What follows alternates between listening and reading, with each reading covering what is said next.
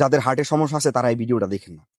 কারণ সে আজকে আবার আমার লাইভে এসে কমেন্ট করছে, তার নাম আমি নিব না বলছি, মানে নিবই না, কারণ নাম বললে চাকরি থাকবে না। বিশেষ করে যাদের হার্টে সমস্যা আছে তারা ভিডিওটা দেখেন না, আপনাদের কাছে অনুরোধ থাকলো আমার।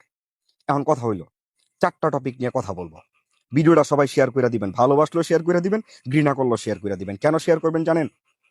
জুয়েলের মা কি অপরাধ করছিল এখানে জাতির কাছে প্রশ্ন।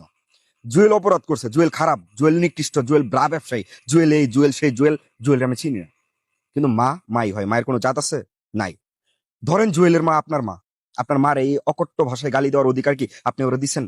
এই জেনারেশন আইসাও এই গালি শোনার পরেও যারা ওর ভক্ত হয়ে পড়ে রয়েছেন, আপনার মস্তিষ্কে সমস্যা রয়েছে, আপনার ব্রেন ওয়াশ করে ফেলেছে, আপনার ব্ল্যাক ম্যাজিক করছে।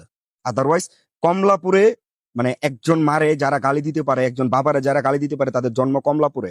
এই কমলাপুরে তার জন্ম এমন ভাবে হয়েছে, কে তার মা কে তার বাবা সে জানে না, সে কদর করতে জানে না বাবা মার। এই জন্য আরেকজন মাকে গালি দিতে পারে, আরেকজন বাবাকে গালি দিতে পারে। সেকেন্ড নাম্বার প্রশ্ন, সাইদের টাকা মসজিদে দেওয়ার কথা আপনাকে কে বলছে? তুমি কেন যাও মন্দিরে, মসজিদে, গির্জায়, দেবালয়ে? খোদা তো বসবাস করে মানুষের অন্তরে, তার ছোট ছোট 3টা বাচ্চা এতিম অসহায়, তাদের কাছ থেকে পারমিশন নেওয়া উচিত ছিল।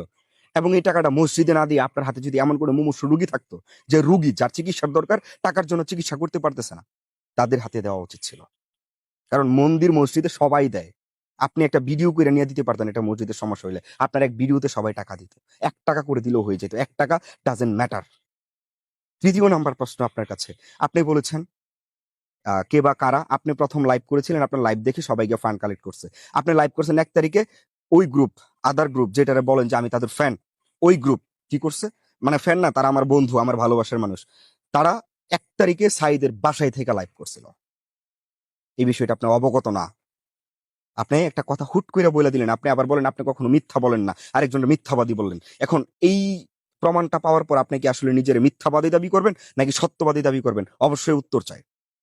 এবং সর্বশেষ প্রশ্নটা আপনার কাছে আমি করব, ব্রা বিজনেস এটা কি খারাপ? আপনি না পড়ালেখা করছেন, আপনারা একটা চট্টগ্রামের 5 স্টার না 3 স্টার হোটেলে ছিলেন, কি শিখে আসলেন? ততক্ষণ পর্যন্ত ব্যাপারটা পজিটিভ ছিল যতক্ষণ পর্যন্ত এটা বিজনেস মাইন্ডে ছিল। কিন্তু আপনি এটার এমন ভাবে নেগেটিভলি হাইলাইট করলেন, কাকতালীয় প্রথার মতো, যে জামাই মরে গেছে, জামাইয়ের সাথে বউরে আগুন দিয়ে পুড়া ফেলাও, মানে নারীদের কোনো মূল্য নাই, নারীদেরকে মূল্যায়ন করতে শিখেন, নারীদেরকে নেগেটিভ আপনি বানাইছেন। আপনি বানায়া আপনার মানে ভক্তদের কাছে নিজের এমন ভাবে হাইলাইট করে রাখছেন যে আপনি কিছুই জানেন না, আপনি কিছুই করেন না, যা করছে সব ওরা করছে। নিজের দোষটাও ধরেন, নিজের অপরাধটাও স্বীকার করেন, তাইলে ভাই ভবিষ্যৎ অনেক সুন্দর হবে। আর আপনারা যারা ভিডিও দেখতেছেন, আপনাদেরকেও বলি, গালাগালি কইরেন না। ভিডিও না বানানোর কথা আমারে বারবার কেন বলেন? যারা শুরু করছে তাদেরকে বলেন শেষ করতে, তাইলেই আমি আর কথা বলবো না।